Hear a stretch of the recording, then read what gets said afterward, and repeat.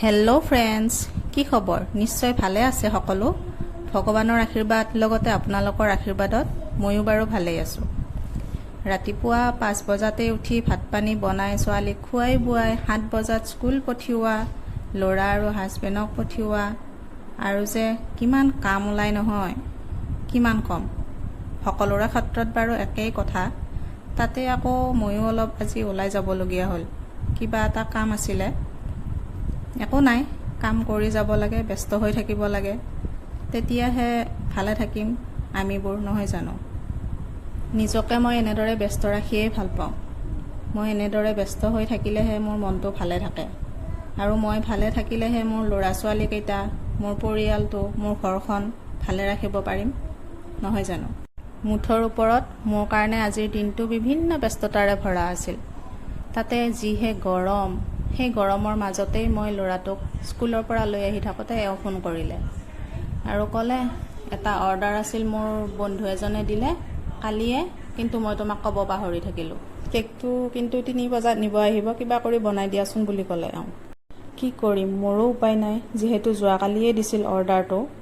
সেয়ে তাক লৈ আহি লৰালৰিকৈ আগতেই কেকটো বহাই ল'লোঁ।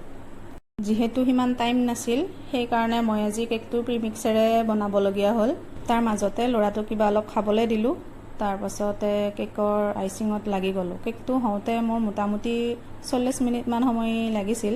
যি কেকৰ স্পঞ্জটো বনোৱা আৰু আইচিং কৰা সময়খিনি ধৰিলে মোটামুটি 1 ঘণ্টামানৰ ভিতৰতেই মোৰ আজি কেকটো সম্পূৰ্ণ হৈ গৈছে।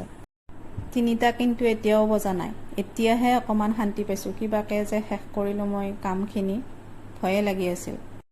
অতি কম সময়ৰ ভিতৰতে মই চিম্পল আৰু ষ্টেণ্ডাৰ্ড কেক এটা আজি বনালোঁ, ভাল লাগিছে মোৰ।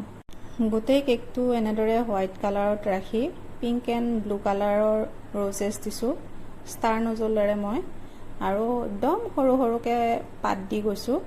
পাতবিলাক নিদিলে মোৰ কিবা ভাল নালাগে, কিয় জানো।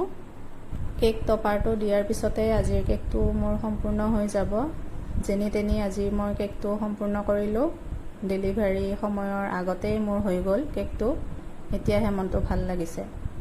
মাজে মাজে এনেকুৱা অভিজ্ঞতা লাগে বাৰু, তেতিয়া তেওঁ নাপাহৰে আৰু ময়ো নাপাহৰোঁ কথাবিলাক।